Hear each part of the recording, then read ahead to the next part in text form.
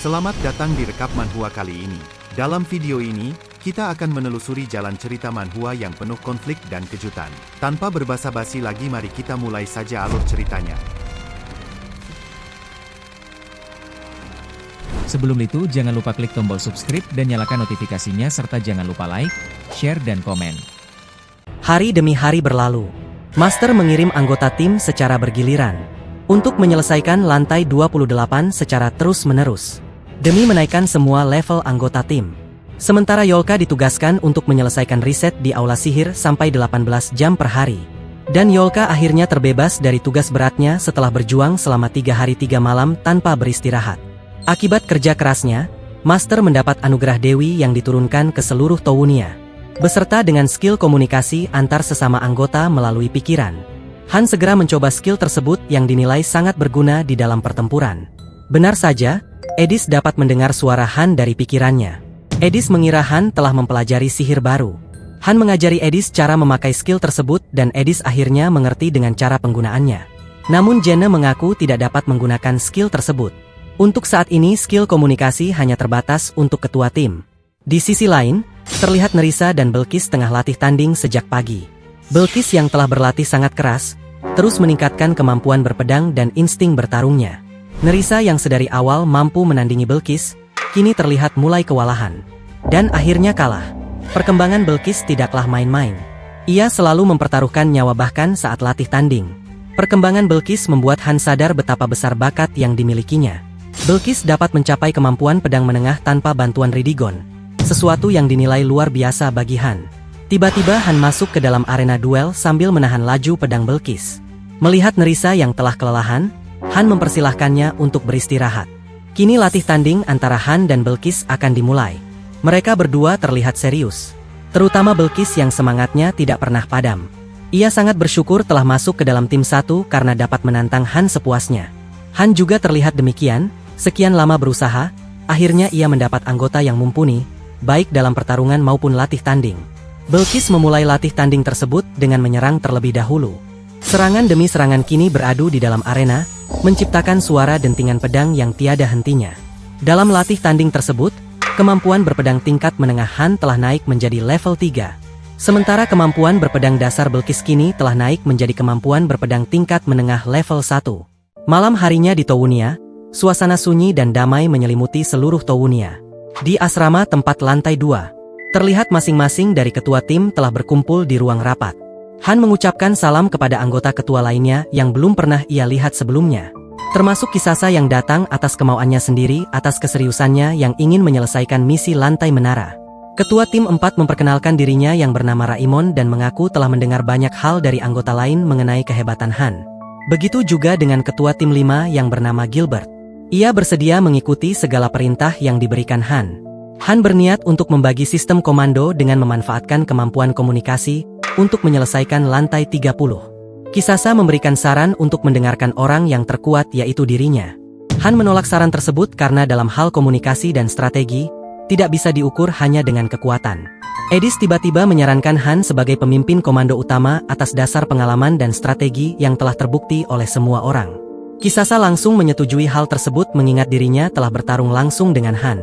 Edis sedikit keberatan dengan sistem komando yang terlihat telah disepakati dari awal. Han segera menjelaskan cara bertarung ras manusia binatang yang berbeda dengan mereka. Kisasa memuji pengetahuan Han yang sangat luas. Pergerakan mereka yang cepat tidak cocok mengikuti pergerakan manusia yang lambat. Itu hanya akan menghambat mereka. Meskipun begitu, Kisasa akan mendengarkan komando yang diberikan Han. Namun Han akan memberikan panduan secara umum dan masing-masing ketua yang harus menentukan apa yang harus dilakukan anggota timnya. Han mengingatkan mereka untuk melatih masing-masing anggota agar tidak ragu saat dalam misi, atau mereka hanya akan binasa. Dan satu hal terakhir, Han ingin mereka keluar jika mereka tidak siap mental sebelum memulai misi. Meskipun ada ketakutan dan keraguan yang terlihat pada Raimon, namun mengingat seluruh usaha kerasnya untuk mencapai lantai 2, ia tetap tidak akan mundur. Tiba-tiba Gilbert ingin meminta sesuatu dari Han. Ia berharap Han dapat membawa mereka ke lantai 3 jika mereka berkontribusi besar dalam misi kali ini. Han mengaku tidak memiliki wewenang tersebut karena hanya Master yang dapat memindahkan mereka secara langsung. Namun Han berjanji akan merekomendasikan mereka. Han mengeluarkan secari kertas yang digambarnya saat melewati ronde bonus sebelumnya. Sementara Gilbert terlihat merencanakan sesuatu untuk merebut kepemimpinan dari tangan Han. Keesokan harinya di Tounia, Han memastikan seluruh anggota timnya telah bersiap untuk melakukan misi. Yolka yang terlihat sedang memakai gelang sihir, mengaku telah siap asalkan Han bersama mereka. Kini anggota tim 1 yang beranggotakan Han, Jenne, Belkis, Yolka, dan Nerissa bergerak bersama menuju portal menara. Begitu juga dengan anggota tim 2 yang beranggotakan Edis, Roderick, Ahnan, Benik, dan Lily. Anggota tim 3 yang terdiri dari Kisasa, Lakari, Daruma, Nandio, dan Nisa. Anggota tim 4 yang terdiri dari Raimon, Rosa, Rikulen, Finon, dan Adarik. Anggota tim 5 yang terdiri dari Gilbert, Rikan, Charon, Miguel, dan Jedi. Edis yang masih sedikit bersalah, berjanji akan lebih berguna dibandingkan mereka saat di lantai 20. Sementara Yolka yang sedikit cerdas, menyadari adanya penambahan syarat anggota seiring tingkat lantai menara, dan mungkin saja mereka memerlukan 100 orang untuk menantang lantai 100 pada akhirnya. Melihat Han yang hanya diam tanpa mengucapkan apapun, semakin meyakinkan Yolka bahwa dugaannya benar, sesuatu yang dianggapnya tidak masuk akal. Sementara Han sendiri berlalu pergi dengan berpura-pura tidak mendengarnya. Sebelum keberangkatan mereka, seperti biasa, Giselle selalu datang untuk mengingatkan para peserta agar tidak membebani Han. Belkis mengaku cemburu dengan perlakuan khusus yang diberikan peri penjaga kepada Han. Singkat waktu, portal menara akhirnya terbuka. Jenne memberikan dukungan dan semangat kepada seluruh tim, mendoakan semuanya agar dapat kembali dengan selamat. Dengan keteguhan dan tujuan masing-masing, mereka kemudian memasuki portal dengan keberanian yang tak tergoyahkan. Beberapa saat kemudian, mereka dipindahkan ke tengah kota yang terlihat telah runtuh. Han dan tim segera memantau situasi sekitar, mewaspadai adanya penyergapan dari musuh. Han segera berkomunikasi dengan ketua tim yang lainnya mengenai kondisi yang ia lihat. Karena mereka terpisah saat memasuki portal, Han menyarankan kepada semua anggota untuk berkumpul kembali di tengah kota. Kini mereka berlima mulai berjalan ke arah yang disepakati. Cuaca yang panas masih mengganggu seperti biasanya. Jenne mengungkapkan perasaannya yang tidak enak karena tidak menemukan musuh apapun sepanjang perjalanan. Setelah tiba di tempat tujuan, Han menghubungi ketua tim lain untuk berkumpul di tempat yang memiliki patung Dewi. Tiba-tiba ada dua sosok misterius yang perlahan berjalan mendekati mereka. Han, Jenne, dan Yolka terlihat waspada dan memasuki posisi menyerang. Ternyata sosok tersebut adalah Nerissa yang secara tidak sengaja menemukan Freya yang sedang tergeletak di tengah jalan. Han mencurigai identitas Freya yang mungkin hanyalah perangkap untuk mengelabui mereka. Yolka menggunakan sihir deteksi dari matanya kepada Freya. Terlihat detak jantung dan organ tubuh yang berfungsi seperti manusia asli pada umumnya. Setelah mengetahui Freya adalah tuan putri yang asli, Han segera memberikan ramuan penyembuh kepadanya. Setelah meminum ramuan tersebut, Freya perlahan sadar dan memanggil nama Han secara sayu. Freya mengaku ada di sini untuk mencari kunci yang pernah ia sebutkan sebelumnya. Dan ia yakin kunci tersebut ada di tempat ini, tempat yang sama persis seperti yang terlihat di mimpinya. Han menyerahkan penjagaan tuan putri kepada Jenne, sementara ia sendiri akan mengabarkan situasi ini kepada anggota tim lainnya. Han menjelaskan misi kali ini yang merupakan misi pengawalan dan eksplorasi sekaligus. Sementara Yolka merasa tidak nyaman ketika pasir-pasir mulai menempel di sekujur tubuhnya. Melihat patung Dewi yang berdiri tegak di atap bangunan misterius. Terlebih lantai 25 yang bisa dilewati dengan mudah, membuatnya merasakan suatu sensasi mengerikan yang tidak pernah ia rasakan sebelumnya. Kembali ke masa kecil Gilbert di mana ia adalah pemuda biasa dari keluarga biasa. Lalu di usia remaja, ia memutuskan untuk bergabung dengan pasukan keamanan kota dan belajar sedikit keterampilan berpedang. Dunia yang damai berubah menjadi neraka ketika para monster mulai menyerang kota. Salah satu tombak dari monster bahkan sempat melukai sebelah matanya. Saat dirinya mulai putus asa meratapi nasibnya yang akan berakhir di tangan monster, ia memilih untuk kabur dan meninggalkan tugasnya menjadi penjaga gerbang kota. Meskipun ia berhasil kabur, namun tidak ada tempat pulang bagi pembelot sepertinya. Untungnya ada beberapa petualang yang kebetulan muncul dan membantu dirinya. Bahkan para petualang tersebut berbaik hati dengan membagi makanan dan menemaninya. Sayangnya karena mental Gilbert yang tidak stabil, ia malah menghabisi para petualang tersebut karena khawatir jika mereka adalah orang jahat yang menyamar. Bahkan salah satu petualang dengan ketakutan memohon ampun kepadanya. Sayangnya permohonan tersebut tidak dikabulkan. Saat itulah Gilbert merasakan kebahagiaan di balik ketakutan yang dialami orang lain terhadapnya. Kembali ke masa sekarang di saat Gilbert menerima transmisi pesan dari Han yang menyuruh mereka untuk ke tempat patung Dewi yang ada di pusat kota. Gilbert menerima pesan tersebut dan berjanji akan ke sana begitu melihat patung Dewi. Singkat waktu, kini kelima tim telah berhasil berkumpul menjadi satu. Han memperkenalkan Freya sebagai target pengawalan misi yang harus mereka lindungi. Raimon merasa sangat familiar ketika melihat tampang Freya yang pernah ia lihat dari rekaman penyelesaian lantai sebelumnya. Han memutuskan untuk melanjutkan misi dengan menjelajahi bangunan yang terdapat patung Dewi di atapnya. Tim 1 akan masuk terlebih dahulu untuk memantau situasi, sementara tim lainnya akan mengamankan perimeter agar tidak ada musuh yang menyergap. Raimon mengambil inisiatif untuk menjaga Han dari arah selatan, sementara Gilbert dan tim dari arah barat. Untuk membantu Han, Edis menggunakan kemampuannya untuk mendeteksi perangkap. Tidak ada jebakan apapun yang mencurigakan. Setelah dirasa aman, Han dan tim membuka pintu bangunan, lalu perlahan berjalan masuk ke dalam. Saat itulah Freya terkejut setelah menemukan barang yang ia cari selama ini. Sebuah kunci yang terlihat terpajang di sudut ruangan, persis seperti yang ia lihat di mimpinya. Kunci tersebut merupakan sebuah belati pendek dengan desain yang indah ala bangsawan. Nerissa mendeteksi adanya keanehan mengingat belum ada apapun yang muncul selama ini. Meskipun ragu-ragu, namun Freya memutuskan untuk mengambilnya. Misi objektif pertama berhasil diselesaikan saat Freya mengambil belati tersebut. Yolka semakin panik melihat tidak ada apapun yang terjadi. Ia tahu tidak pernah ada misi yang semudah ini. Baru saja ia menyelesaikan perkataannya, gempa hebat tiba-tiba terjadi tepat di tempat mereka berdiri. Han segera memeriksa keadaan dengan meminta laporan kepada tim lainnya. Namun Edis menyuruh Han untuk melihatnya sendiri karena ia tidak mengerti bagaimana cara menjelaskan situasi yang ia lihat. Setelah keluar bangunan, Han dan tim melihat ke arah atas. Badai pasir tiba-tiba menghilang begitu saja. Tanah bergetar hebat untuk kesekian kalinya, menambah kepanikan para anggota tim. Han segera menyuruh Nerissa untuk menuntun mereka ke jalan keluar, sekaligus memberi komando kepada tim lain untuk segera keluar dari kota ini. Han dan tim segera berlari, meninggalkan bangunan antik yang terlihat mulai runtuh. Seisi kota terlihat runtuh terlalu cepat. Han tetap menyuruh mereka semua untuk kabur. Belkis bersemangat ketika merasakan suatu kehadiran aneh yang sulit dijelaskan dengan akal sehat. Begitu juga dengan Kisasa yang sebelumnya tidak pernah memasang ekspresi seserius ini. Badai pasir yang menelan seisi kota, seolah juga ingin menelan para anggota tim. Mereka terus berlari ketika melihat badai pasir raksasa yang tidak masuk akal tersebut. Salah satu anggota tim Gilbert meminta tolong kepada Gilbert untuk membantunya. Namun Gilbert menepis tangannya begitu saja, meninggalkan anggota timnya yang dilahap oleh badai pasir yang terlihat terus mengejar mereka. Kini Jedi, salah satu anggota tim Gilbert, telah berpulang ke pelukan Sang Dewi. Sementara Han sendiri terlihat memanuver dengan lincah menghindari semua puing reruntuhan yang seakan mencoba menariknya jatuh bersama. Meskipun berada dalam kondisi kritis, Han tetap bersyukur karena tidak ada monster yang mencegat rute pelarian mereka. Han tetap mengingatkan semua orang untuk terus berlari meskipun sudah berhasil keluar dari kota. Karena tidak ada yang tahu sampai kapan dan sejauh mana pasir ini akan menghisap para mangsanya.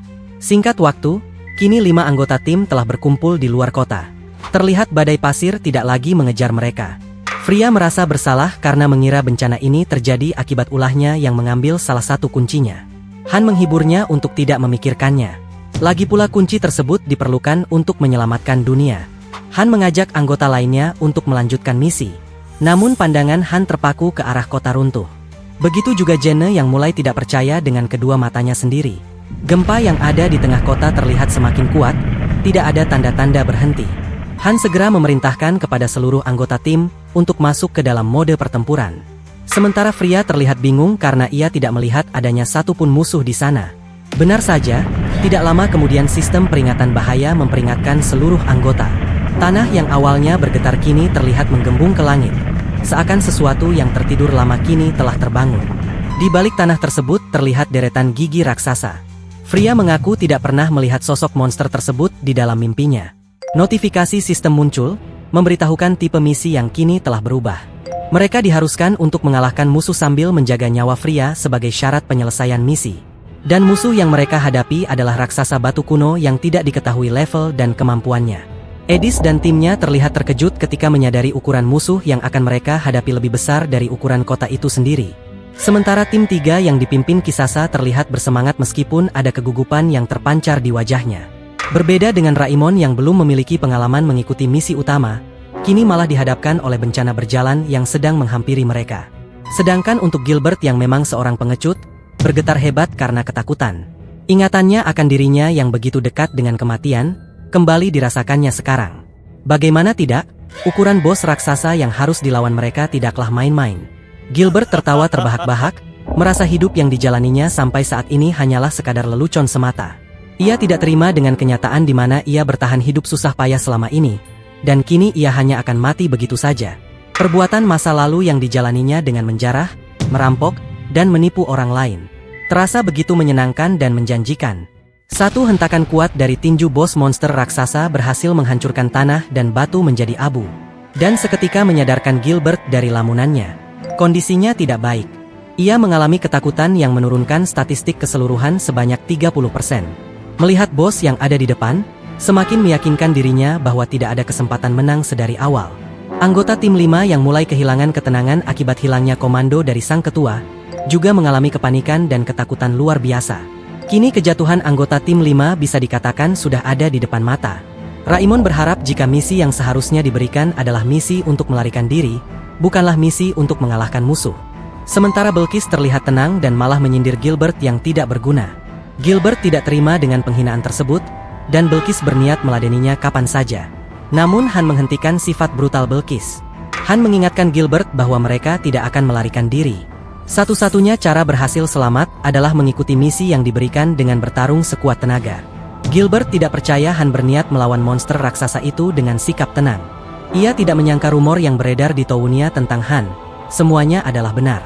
Orang gila yang akan menghadapi semua rintangan dengan tenang.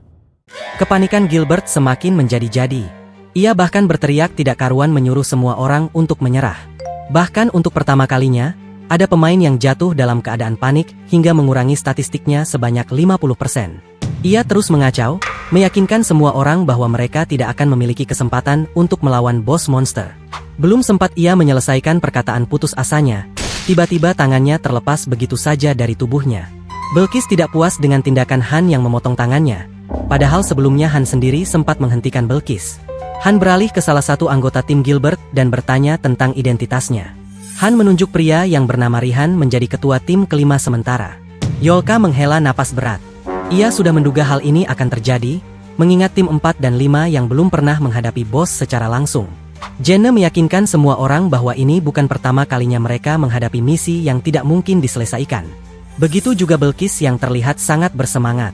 Melihat semua anggota tim 1 yang tidak menyerah, membuat Rihan memantapkan tekadnya. Lagi pula tidak ada jalan untuk kembali sebelum menyelesaikan misi. Rihan mengangkat pedangnya tinggi-tinggi, menyerukan tekadnya yang juga ingin berjuang demi keselamatannya. Freya juga mengungkapkan keraguannya. Ini bukanlah tentara kerajaan yang dapat mereka kalahkan dengan mudah. Meskipun tekad Rihan kini membara, namun ia tidak tahu apa yang harus dilakukannya. Jenna mengajarkannya untuk tenang dan mengamati situasi. Ia akan menemukan jawabannya sendiri di medan perang. Meskipun begitu, hal pertama yang harus mereka lakukan adalah mengamati dan menganalisis kelemahan musuh. Raimon yang masih panik, pikirannya kosong. Ia tidak bisa berpikir dalam situasi seperti ini dan memohon instruksi. Han menyuruh semuanya untuk bertahan sampai ia menemukan cara untuk mengalahkan musuh. Raimon merasa sakit kepala. Ini sama saja dengan tidak memiliki solusi. Namun ia tidak menyerah seperti Gilbert. Tiba-tiba segerombolan monster berjalan mendekati mereka. Tidak hanya datang dari arah selatan, para monster berdatangan dari segala arah. Saat itulah, Kisasa dan rekannya turun tangan untuk membantu. Han kemudian memberikan perintah lanjutan kepada ketua tim lainnya. Bos raksasa jelas mengincar Freya yang memegang kunci. Oleh karena itu, tim 1 bertugas untuk menghadang bos monster dan mencari cara mengalahkannya. Sementara tim lainnya bertugas untuk mengawal Freya melarikan diri. Mereka hanya perlu fokus melawan monster kadal. Setelah menerima perintah dari Han, mereka segera bergerak membentuk formasi perlindungan dan pengawalan. Namun kepanikan Raimon kembali menyerang ketika ia melihat adanya pasukan monster yang berjumlah besar datang dari arah timur. Belum sempat situasi mereda, Jenna memperingatkan Han adanya serangan bos monster yang akan menghantam mereka segera. Sebuah kaki raksasa berniat menginjak mereka hingga rata dengan tanah. Untungnya Han dan yang lainnya masih sempat melarikan diri. Han memerintahkan tim lain untuk tetap menjaga jarak dengan tim 1 agar tidak terkena serangan, mengingat serangan bos yang berskala luas. Edis memperingatkan adanya beberapa monster kadal yang lolos karena jumlahnya yang terlalu banyak. Han tidak mempermasalahkannya. Ia menyuruh Edis untuk lebih berfokus pada pengawalan. Pasukan monster kadal berdatangan tanpa henti. Jenne tidak tinggal diam. Ia melancarkan panah beruntun dengan sangat cepat, membinasakan para monster hanya dengan satu serangan panah. Yolka juga tidak ingin kalah. Dengan satu rapalan sihir biasa, ia membakar para monster kadal yang berkumpul bersama. Melihat Freya yang sedari tadi melamun tidak jelas, Han menyuruhnya untuk segera pergi dari sana. Benar saja, tinju raksasa dari bos monster kini terlihat menuju ke arahnya. Untungnya Han dengan sigap berhasil menyelamatkannya. Sambil berlari mengitari bos raksasa, Han menyadari tubuh bos terbuat dari material yang sangat keras. Serangan langsung dari luar tidak akan efektif kepada bos. Untuk itulah, Han ingin masuk ke dalam tubuhnya melalui celah. Yolka tidak percaya dengan ide gila yang ada di pikiran Han. Han tidak memiliki pilihan lain. Api yang berada di arena misi semakin lama semakin menyebar. Belkis setuju dengan ide gila Han, mengingat tidak ada pilihan lain yang bisa mereka lakukan saat ini. Han sempat melihat patung Dewi yang telah terkubur dalam pasir. Ia memberitahukan tim untuk segera bergerak ke arah barat, lalu memerintahkan Freya untuk segera mengeluarkan kuncinya. Freya tidak mengerti apa yang ingin dilakukan oleh Han, namun ia tetap menaati semua perintahnya. Han menghubungi Kisasa dan meminta tolong kepadanya untuk menyentuh patung Dewi yang terkubur sebelumnya. Beberapa saat kemudian, Kisasa melapor tidak terjadi reaksi apapun setelah menyentuhnya. Han tidak mempermasalahkannya dan menyuruh Kisasa untuk segera membawa orang-orangnya pergi dari sana. Han juga menghubungi Edis dan ketua tim lainnya untuk meninggalkan formasi dan bergabung dengan dirinya. Raimon segera menyampaikan perintah mundur kepada seluruh anggotanya. Begitu juga dengan Rihan yang menyuruh timnya untuk mengikuti tim 1. Sayangnya Gilbert tidak mengikuti perintah dan memilih untuk kabur sendirian. Ia mengingat saran yang diberikan di kasang instruktur tentang penurunan statistik saat dalam keadaan takut. Satu anggota lain juga memilih untuk mengikuti Gilbert, tanpa menyadari bahwa mereka sudah diincar oleh monster kadal dari belakang. Sementara di sisi lain, Ahnan menderita luka parah akibat terkena serangan monster kadal. Edis segera memeriksa kondisinya dan memberikan pertolongan pertama, sementara Roderick berusaha melindungi mereka. Roderick merasa kejatuhan tim 5 sudah dapat dipastikan mengingat anggota mereka yang kini hanya tersisa 2 orang. Roderick mengambil inisiatif untuk membagi anggota. Roderick akan pindah ke tim 5 untuk sementara waktu. Kondisi Rihan yang menderita luka parah dipapah oleh rekan lainnya yang tetap setia berada di sisinya. Sayangnya tidak bagi rekan satunya yang mencoba mengikuti Gilbert. Kini ia telah menjadi mangsa monster kadal. Han sadar jika tim 5 sudah mencapai batas. Bahkan tim 1 mulai kehabisan banyak energi dan mulai kelelahan. Bahkan formasi yang mereka rencanakan sebelumnya, kini sudah tidak berguna. Han memilih strategi gerilya. Ia akan mengajak Freya sendirian, sementara anggota yang lain diperintahkan untuk membantu tim lainnya.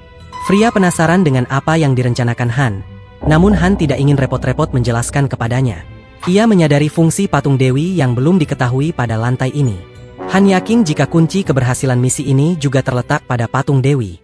Han membawa Freya menuju ke dalam tempat patung Dewi berasal. Melihat kedatangan Han dan bos raksasa yang mendekat, Kisasa segera memerintahkan rekannya untuk segera pergi sesuai perintah Han. Bos raksasa tidak tinggal diam. Ia mengepalkan tinju, bersiap menyerang untuk kesekian kalinya. Tinju raksasa kembali dilayangkan ke arah Han dan Freya. Namun tinju tersebut ditahan oleh semacam perisai magis yang diturunkan oleh berkah patung Dewi. Kekuatan patung Dewi bersinar terang, muncul aura suci magis yang mengikat tangan raksasa, dan berhasil menghentikan pergerakan monster secara total. Raimon yang melihat kejadian tersebut mulai muncul sedikit harapan akan kemenangan. Han segera memanfaatkan kesempatan tersebut untuk mengajak seluruh tim mendaki bos raksasa tersebut. Setelah perintah diberikan, Han menjadi orang pertama yang naik ke atas tangan bos raksasa terlebih dahulu, diikuti oleh anggota tim lainnya. Semua anggota saling bahu-membahu menolong sesama agar penyelesaian misi dapat berjalan dengan lancar. Di sisi lain, Roderick tiba tepat pada waktunya. Rihan berterima kasih atas pertolongannya. Roderick tanpa ragu menghabisi para monster kadal dengan kemampuan tombaknya yang mumpuni, membuat Rihan sadar betapa jauhnya kekuatan tim 5 dan tim 2 saat ini. Namun Roderick tidak terlihat senang sedikit pun. Ada kisah pahit yang disembunyikan di balik wajah seriusnya. Ingatannya kembali masa saat ia berlatih di malam hari di arena pelatihan. Roderick terlihat berbincang santai dengan rekannya yang kini sudah tiada. Mereka membicarakan mimpi yang ingin menjadi tentara bayaran. Namun mimpi itu harus terhenti saat rekannya kehilangan nyawa saat di lantai 20. Kisah tragis itu membuat Roderick sulit tidur di malam hari dan melampiaskannya kepada monster yang ada di depannya. Kini Roderick dan Rihan telah berhasil bersatu dengan Han dan yang lainnya. Total anggota yang masih selamat berjumlah 22 orang. kini telah berhasil naik ke tangan bos raksasa. Han memberi komando untuk bergerak maju. Waktu mereka tidaklah banyak. Kisasa dan timnya segera meluncur. Pergerakan mereka yang cepat terlihat seolah mereka sedang terbang. Rintangan batu yang tidak stabil bukanlah halangan berarti bagi kelincahan mereka. Namun sistem memberikan peringatan mendadak. Sistem pertahanan diri bos raksasa kini telah diaktifkan. Dari balik batu-batu yang ada di tangannya, tersembunyi mekanisme perangkap yang bisa menembakkan anak panah. Lalu ada juga lubang besar yang terbuka, muncul beberapa monster kadal yang siap menghadang para penyusup. Untungnya, lesatan panah dari perangkap tidak menjadi masalah bagi manusia binatang. Sementara untuk Han, ia memilih menggunakan kekuatan untuk menghancurkan panah yang menuju ke arahnya. Memanfaatkan perlindungan dari Han, Edis segera mengambil kedua belatinya dan bergerak maju untuk menghabisi para monster kadal yang menghalangi jalan. Begitu juga dengan Lily dan Roderick yang terlihat bekerja sama melawan para monster kadal yang berdatangan. Edis menyuruh Han untuk bergerak masuk ke dalam tubuh bos. Tim 2 akan membantunya untuk membuka jalan. Raimon yang kini sudah tenang, dapat memberikan perintah yang tepat untuk membantu tim 2 dari belakang. Keadaan seperti ini tidaklah buruk bagi Han. Semangat tim sudah kembali. Mereka tidak lagi putus asa seperti sebelumnya. Tiba-tiba Han melihat adanya monster kadal unik bertipe shaman, kelas pemanggil yang sangat langka.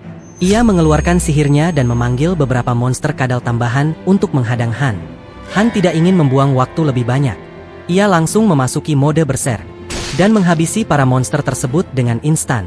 Kecepatan geraknya yang luar biasa, tidak mampu diikuti mata para monster kadal biasa. Han menyadari adanya jalan masuk dari lubang tempat para monster kadal muncul.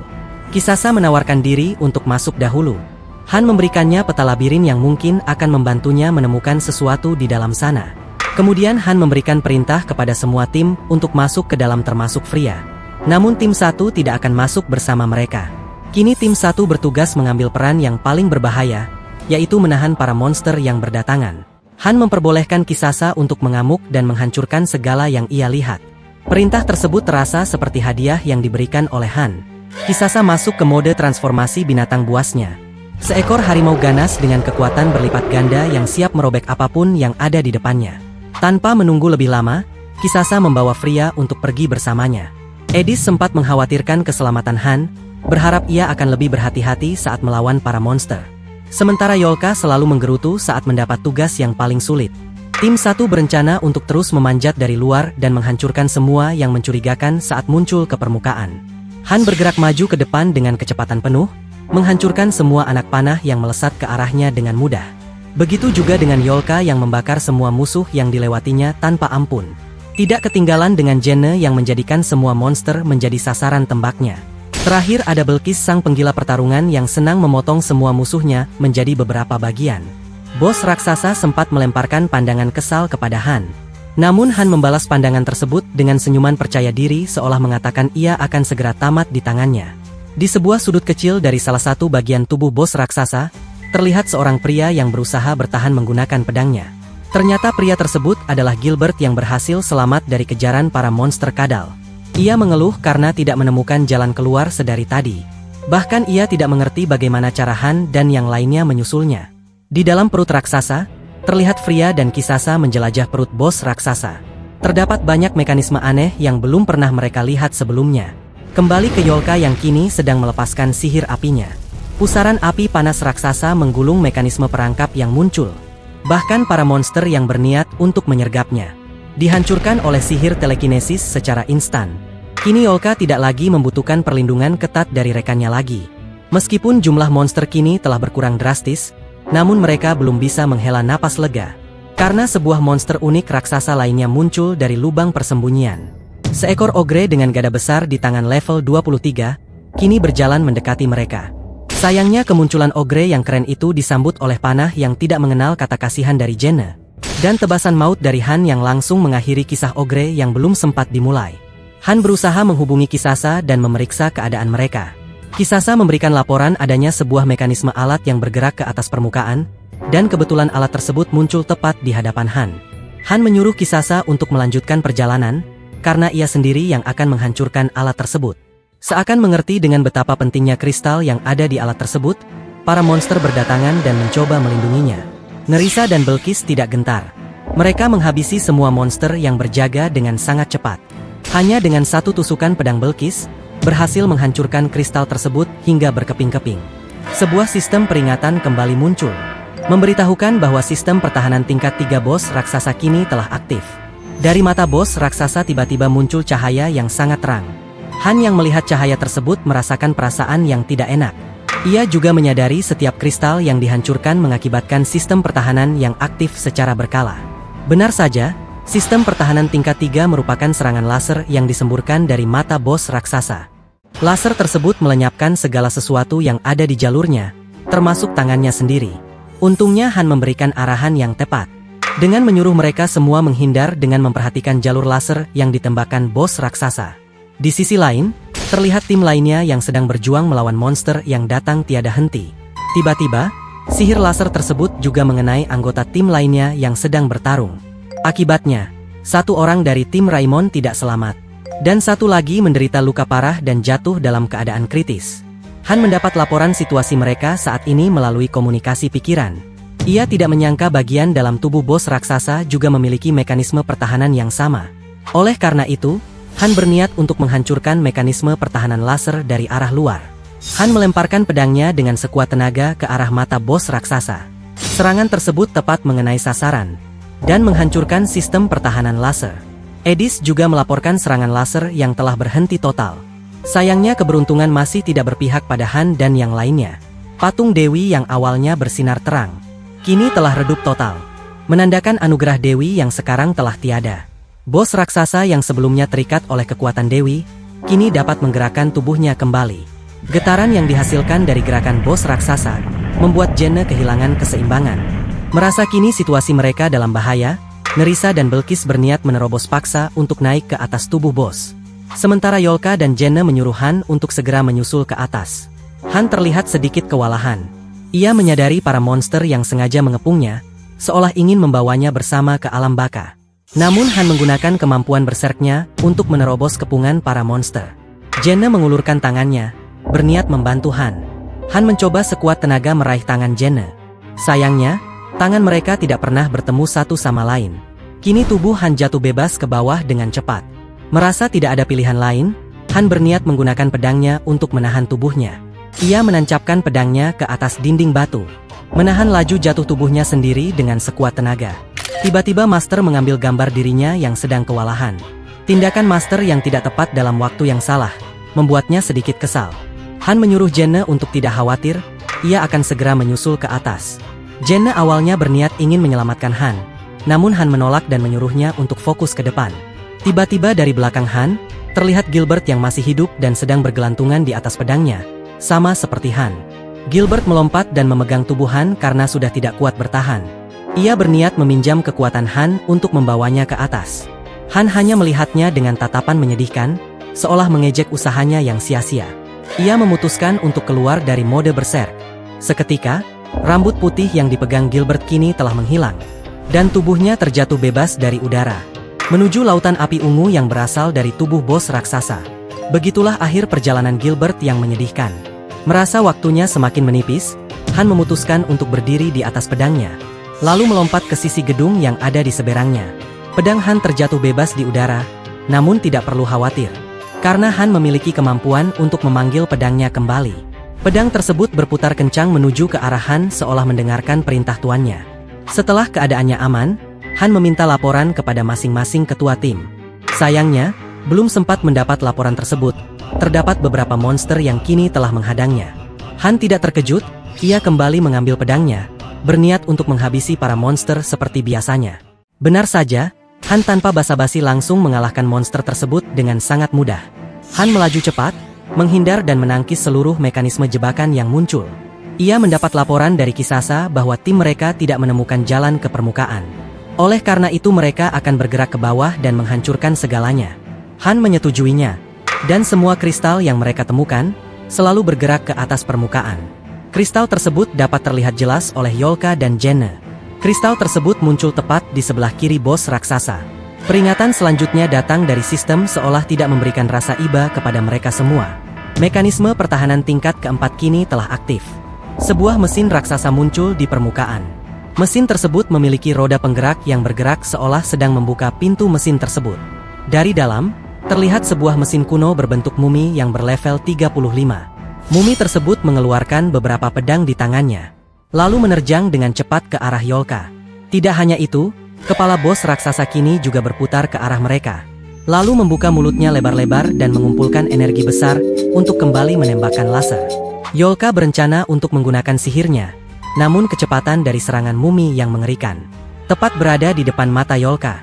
Yolka terkejut mengira dirinya akan benar-benar tamat kali ini. Untungnya Han datang tepat waktu dengan menusuk mumi tersebut dari belakang. Dengan tubuh mekaniknya, mumi tersebut menoleh 180 derajat ke arah Han, lalu memberikan serangan balasan secara membabi buta. Han dapat menangkisnya, lalu mengumpulkan kekuatan ke pedangnya. Han menggunakan skill tebasan kuat ke arah mumi, dan memanfaatkan serangan tersebut untuk mencabut jantung mekanik mumi tersebut. Baru saja berhasil mengalahkan mumi, kini mereka dikejutkan oleh serangan laser yang sedang diarahkan ke mereka. Han tidak gentar. Ia mengambil pedangnya, berniat untuk menunjukkan kekuatan asli pedang tersebut. Tiba-tiba pedang Bifrost milik Han mengeluarkan aura hitam gelap yang menyelimuti seluruh pedang. Ketika laser ditembakkan ke arahnya, Han mengerahkan seluruh kekuatannya untuk menangkis laser tersebut secara langsung. Bentrokan antara kekuatan sihir yang luar biasa dengan pedang yang tidak dapat dihancurkan terjadi. Gelombang kejut yang luar biasa dapat dirasakan oleh siapa saja yang berada dekat dengannya. Tidak hanya menahan, Han bahkan berusaha membalikan serangan tersebut kembali ke bos raksasa. Serangan tersebut berhasil dipantulkan kembali dan berhasil mengenai salah satu bagian tangannya.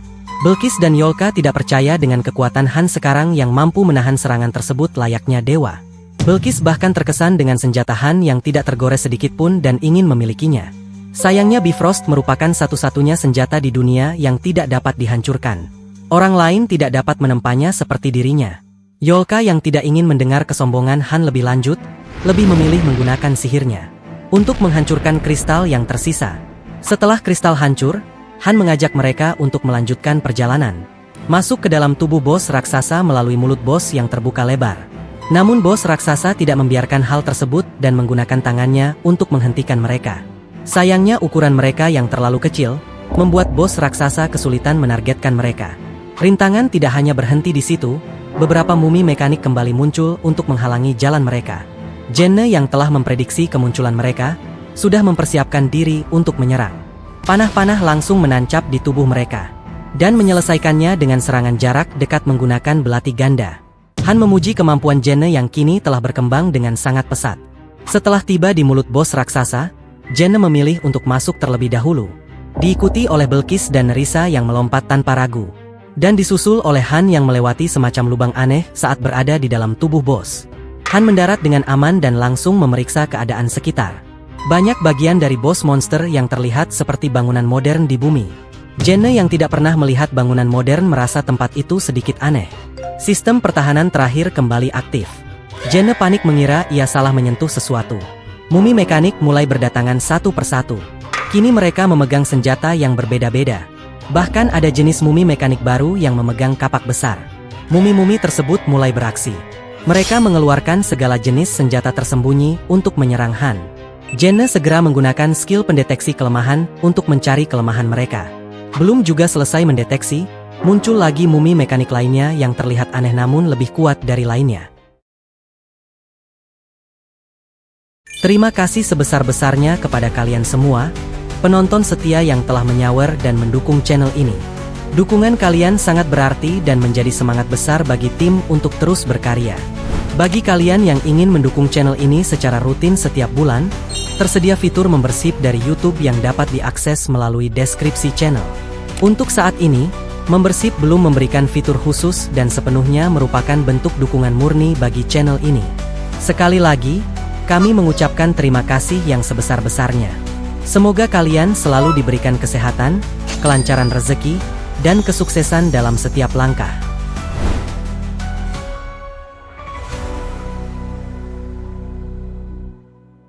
Terima kasih telah menyaksikan hingga akhir. Jangan lupa dukung channel ini dengan like, share, dan subscribe agar tidak ketinggalan rekap selanjutnya.